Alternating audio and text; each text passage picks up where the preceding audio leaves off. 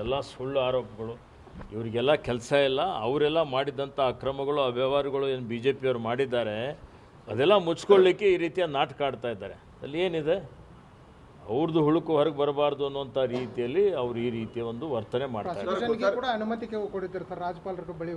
ನೋಡಿ, ರಾಜ್ಯಪಾಲರ ಹುದ್ದೆ ಸಂವಿಧಾನಾತ್ಮಕವಾದಂಥ ಒಂದು ಹುದ್ದೆ. ಆ ಹುದ್ದೆ ಪಾವಿತ್ರ್ಯತೆ ಕಾಪಾಡಿಕೊಳ್ಬೇಕು. ಆದರೆ ರಾಜ್ಯಪಾಲರ ಹುದ್ದೆ ಬಿ ಜೆ ಪಿಯ ಕಚೇರಿ ಥರ ಆಗಬಾರ್ದು. ಅದು ಆಗಲಿಕ್ಕೆ ಅವಕಾಶ ರಾಜ್ಯಪಾಲರು ಕೊಡಬಾರ್ದು ಅಂತ ಮತ್ತೊಮ್ಮೆ ಒತ್ತಾಯ ಮಾಡ್ತಾನೆ. ಎಲ್ಲ ಸುಳ್ಳು ಆರೋಪಗಳು. ಇವರಿಗೆಲ್ಲ ಕೆಲಸ ಇಲ್ಲ. ಅವರೆಲ್ಲ ಮಾಡಿದಂಥ ಅಕ್ರಮಗಳು ಅವ್ಯವಹಾರಗಳು ಏನು ಬಿ ಜೆ ಪಿಯವರು ಮಾಡಿದ್ದಾರೆ ಅದೆಲ್ಲ ಮುಚ್ಕೊಳ್ಳಿಕ್ಕೆ ಈ ರೀತಿಯ ನಾಟಕ ಆಡ್ತಾ ಇದ್ದಾರೆ. ಅಲ್ಲಿ ಏನಿದೆ, ಅವ್ರದ್ದು ಹುಳುಕು ಹೊರಗೆ ಬರಬಾರ್ದು ಅನ್ನೋಂಥ ರೀತಿಯಲ್ಲಿ ಅವರು ಈ ರೀತಿಯ ಒಂದು ವರ್ತನೆ ಮಾಡ್ತಾರೆ. ನೋಡಿ, ರಾಜ್ಯಪಾಲರ ಹುದ್ದೆ ಸಂವಿಧಾನಾತ್ಮಕವಾದಂಥ ಒಂದು ಹುದ್ದೆ.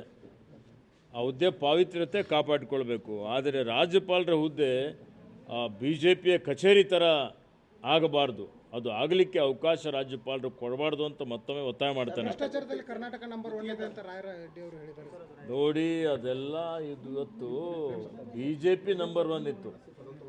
ರಾಯರೆಡ್ಡಿ ಅವರಿಗೆ ಹಿಂದಿನ ಬಿ ಜೆ ಪಿ ಸರ್ಕಾರದಲ್ಲಿ ನಂಬರ್ 1 ಇತ್ತು ಅಂತೇಳಿ ಹೇಳಿ ಅದೇ ಅವ್ರ ತಲೆಯಲ್ಲಿದೆ. ಪದೇ ಪದೇ ಅದು ಬಾಯಿ ತಪ್ಪು ಹೇಳಿರ್ಬೋದು ಅಷ್ಟೇ.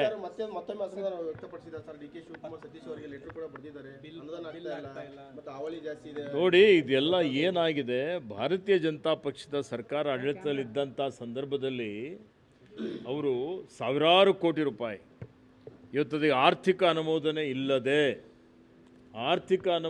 ಇಲ್ಲದೆ ಹಣ ಅದಕ್ಕೆ ಮೀಸಲಿಡದೆ ಅವರು ಅನುದಾನ ಖರ್ಚು ಅದಕ್ಕೆ ಟೆಂಡರ್ ಮಾಡಿದ್ದಾರೆ, ಕಾಮಗಾರಿ ಮಾಡಿಸಿದ್ದಾರೆ. ಹೀಗಾಗಿ ಇವತ್ತಿವೆಲ್ಲ ಸಮಸ್ಯೆಗಳಾಗ್ತಾ ಇದೆ. ಬಿಜೆಪಿ ಜನಾಕ್ರೋಶ ಮಾಡ್ತಿದೆ ಸರ್.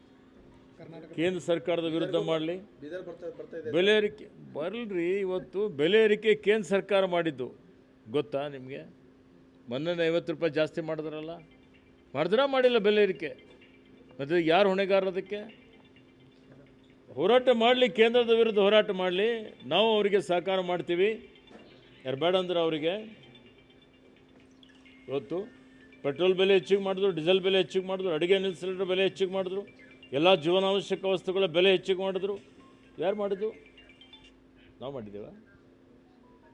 ಇವತ್ತು ಅವರಿಗೆ ಪ್ರಶ್ನೆ ಕೇಳಬೇಕಲ್ಲ. ಅವರು ಇವತ್ತು ಅವರು ಮಾಡ್ತಾರೆ, ದ್ವೇಷದ ರಾಜಕಾರಣ ಮಾಡ್ತಾರೆ, ಜಾತಿ ರಾಜಕಾರಣ ಮಾಡ್ತಾರೆ, ಧರ್ಮದ ರಾಜಕಾರಣ ಮಾಡ್ತಾರೆ. ನಿರುದ್ಯೋಗದ ಸಮಸ್ಯೆ ಇದೆ, ಅದನ್ನು ಬಗೆಹರಿಸಲಿಕ್ಕೆ ಪ್ರಯತ್ನ ಮಾಡಲ್ಲ. ಇವತ್ತು ಯಾರ್ಯಾರು ಅತೀ ಶ್ರೀಮಂತರಿದ್ದಂಥ ಅವ್ರ ಸ್ನೇಹಿತರಿಗೆ ಇವತ್ತು ಸರ್ಕಾರದಿರುವಂಥ ಎಲ್ಲ ಆಸ್ತಿ ಮಾರಾಟ ಮಾಡಿಬಿಡ್ತಾರೆ, ದೇಶದ ಆರ್ಥಿಕತೆ ಹಾಳು ಮಾಡ್ತಾರೆ. ಅವ್ರು ಹೇಳಬೇಕಲ್ಲ, ಅದಕ್ಕೆ ಉತ್ತರ ಕೊಡಬೇಕಲ್ಲ.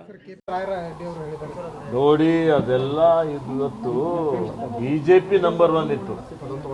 ರಾಯರೆಡ್ಡಿ ಅವರಿಗೆ ಹಿಂದಿನ ಬಿ ಜೆ ಪಿ ಸರ್ಕಾರದಲ್ಲಿ ನಂಬರ್ 1 ಇತ್ತು ಅಂತೇಳಿ ಹೇಳಿ ಅದೇ ಅವ್ರ ತಲೆಯಲ್ಲಿದೆ. ಪದೇ ಪದೇ ಅದು ಬಾಯಿ ತಪ್ಪು ಹೇಳಿರ್ಬೋದು ಅಷ್ಟೇ. ಮತ್ತೊಮ್ಮೆ ವ್ಯಕ್ತಪಡಿಸಿದ್ದಾರೆ sir. D K Shivakumar Satish ಅವರಿಗೆ ಲೆಟರ್ ಕೂಡ ಬರೆದಿದ್ದಾರೆ. ಅವಳಿ ಜಾಸ್ತಿ ಇದೆ. ನೋಡಿ, ಇದೆಲ್ಲ ಏನಾಗಿದೆ, ಭಾರತೀಯ ಜನತಾ ಪಕ್ಷದ ಸರ್ಕಾರ ಆಡಳಿತದಲ್ಲಿದ್ದಂಥ ಸಂದರ್ಭದಲ್ಲಿ ಅವರು ಸಾವಿರಾರು ಕೋಟಿ ರೂಪಾಯಿ ಇವತ್ತದ ಆರ್ಥಿಕ ಅನುಮೋದನೆ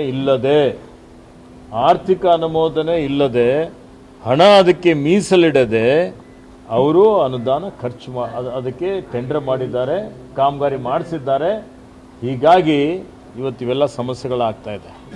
ಬಿಜೆಪಿ ಜನಾಕ್ರೋಶ ಮಾಡ್ತಿದೆ ಸರ್. ಕರ್ನಾಟಕ ಕೇಂದ್ರ ಸರ್ಕಾರದ ವಿರುದ್ಧ ಮಾಡಲಿ, ಬೆಲೆ ಏರಿಕೆ ಬರಲ್ರಿ. ಇವತ್ತು ಬೆಲೆ ಏರಿಕೆ ಕೇಂದ್ರ ಸರ್ಕಾರ ಮಾಡಿದ್ದು ಗೊತ್ತಾ ನಿಮಗೆ? ಮೊನ್ನೆ 50 ರೂಪಾಯಿ ಜಾಸ್ತಿ ಮಾಡಿದ್ರಲ್ಲ, ಮಾಡಿಲ್ಲ ಬೆಲೆ ಏರಿಕೆ. ಮತ್ತು ಯಾರು ಹೊಣೆಗಾರ? ಅದಕ್ಕೆ ಹೋರಾಟ ಮಾಡಲಿ, ಕೇಂದ್ರದ ವಿರುದ್ಧ ಹೋರಾಟ ಮಾಡಲಿ. ನಾವು ಅವರಿಗೆ ಸಹಕಾರ ಮಾಡ್ತೀವಿ. ಯಾರು ಬೇಡ ಅಂದ್ರೆ ಅವರಿಗೆ ಇವತ್ತು ಪೆಟ್ರೋಲ್ ಬೆಲೆ ಹೆಚ್ಚಿಗೆ ಮಾಡಿದ್ರು, ಡೀಸೆಲ್ ಬೆಲೆ ಹೆಚ್ಚಿಗೆ ಮಾಡಿದ್ರು, ಅಡುಗೆ ಸಿಲಿಂಡರ್ ಬೆಲೆ ಹೆಚ್ಚಿಗೆ ಮಾಡಿದ್ರು, ಎಲ್ಲ ಜೀವನಾವಶ್ಯಕ ವಸ್ತುಗಳ ಬೆಲೆ ಹೆಚ್ಚಿಗೆ ಮಾಡಿದ್ರು. ಯಾರು ಮಾಡಿದ್ರು? ಅವರು ಮಾಡ್ತಾರೆ, ದ್ವೇಷದ ರಾಜಕಾರಣ ಮಾಡ್ತಾರೆ, ಜಾತಿ ರಾಜಕಾರಣ ಮಾಡ್ತಾರೆ, ಧರ್ಮದ ರಾಜಕಾರಣ ಮಾಡ್ತಾರೆ. ನಿರುದ್ಯೋಗದ ಸಮಸ್ಯೆ ಇದೆ, ಅದನ್ನು ಬಗೆಹರಿಸಲಿಕ್ಕೆ ಪ್ರಯತ್ನ ಮಾಡಲ್ಲ. ಇವತ್ತು ಯಾರ್ಯಾರು ಅತೀ ಶ್ರೀಮಂತರಿದ್ದಂಥ ಅವ್ರ ಸ್ನೇಹಿತರಿಗೆ ಇವತ್ತು ಸರ್ಕಾರದಿರುವಂಥ ಎಲ್ಲ ಆಸ್ತಿ ಮಾರಾಟ ಮಾಡಿಬಿಡ್ತಾರೆ, ದೇಶದ ಆರ್ಥಿಕತೆ ಹಾಳು ಮಾಡ್ತಾರೆ. ಅವ್ರು ಹೇಳಬೇಕಲ್ಲ, ಅದಕ್ಕೆ ಉತ್ತರ ಕೊಡಬೇಕಲ್ಲ.